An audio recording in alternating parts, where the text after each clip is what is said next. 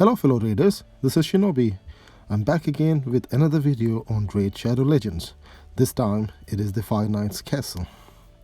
So we'll first look at the champions I'm using in Fire Knight's Castle. We will be using two strategies. One where we'll be using Warlord and Razin, and they'll be used for their turn meter reduction. And we also have Lightstone, that is again his A1 has got a turn meter reduction, and of course the Trusted Apothecary. He can be used anywhere in Raid Shadow Legends to speed boost.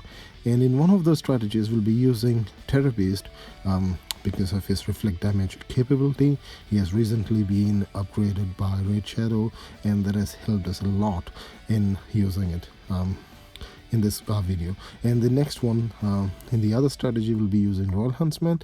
Even though Royal Huntsman is not very reliable, he doesn't land his debuff on the boss because mine is not fully upgraded, but still he is very good. So let's have a look at how it goes through in the Fire Knight's Castle. We'll go to Fire Knight's Castle, go to stage 20 and do a full auto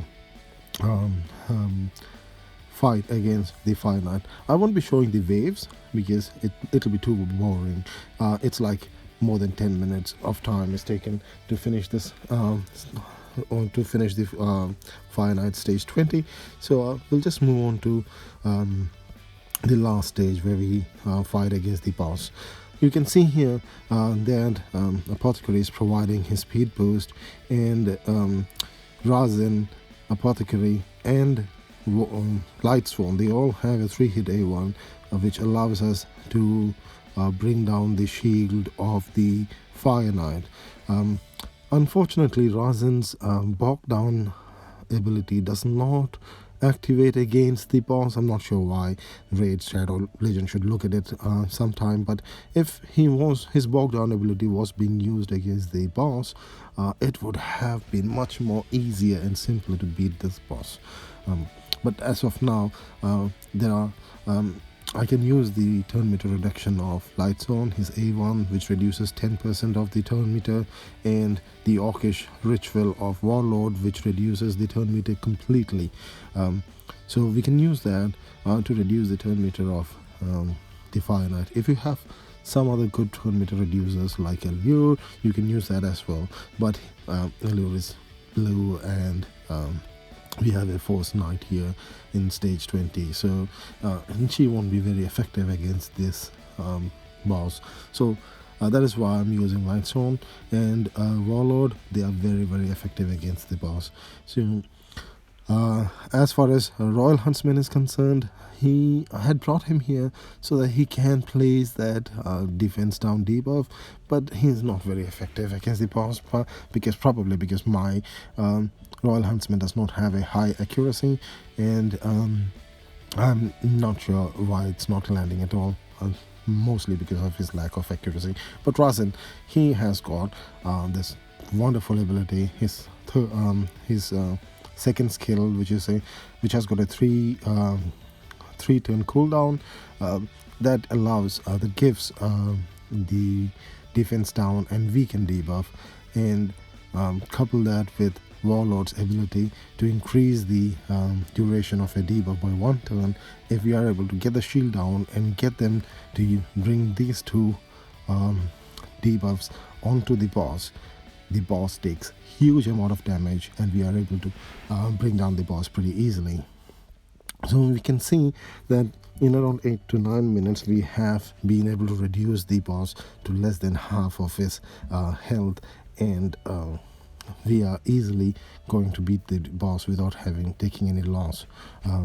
So it's not a very difficult dungeon per se, but it does require us to have pretty tanky characters that is going to last through the waves.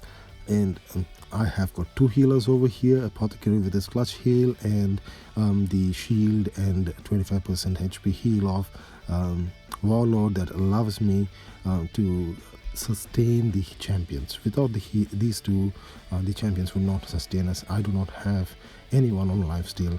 None of these champions are on lifesteal.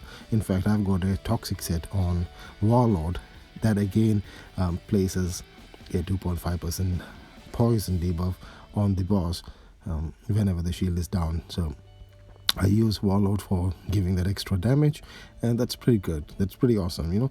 It allows you to bring down the boss much faster, and you can see how the Orcish ritual of the Warlord is able to bring down the shields of bring down the turn meter of the boss pretty fast, and it's very, very good.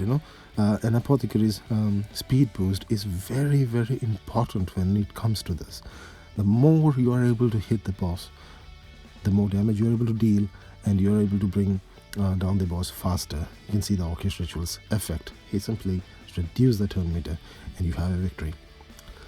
And yeah, so this is one way in which you can beat the Fire Knight boss. The other way is to remove the Royal Huntsman and use the Terror Beast. Now, Terror Beast, he has got a second skill that is a Shriek skill that allows him to place a reflect damage buff on all allies. Now this is a 4-turn cooldown one, and I haven't booked up my Terror Beast enough. I need one more book to bring it down to 3. If it is bringing down to 3, then effectively Terror Beast is able to keep the reflect damage permanently on every one of them. But due to the speed of my champions, it is not always possible for the Terror Beast to keep the 3-turn keep the reflect damage on all the allies always. But it is also important that we need the speed there. Without the speed, without Apothecary applying his speed buff on everybody, we can't have more turns. So my allies over here, because of Apothecary, are able to go through 2 turns for each turn of the Fire Knight. And that is also very important, because you have 5 allies, and even if you have a 1-hit ally with you, champion with you, you will still be able to hit them 10 times if you are able to do 2 turns per turn of the Fire Knight. But it is not required that you need a speed booster, as long as you have a reflect damage buffer with you.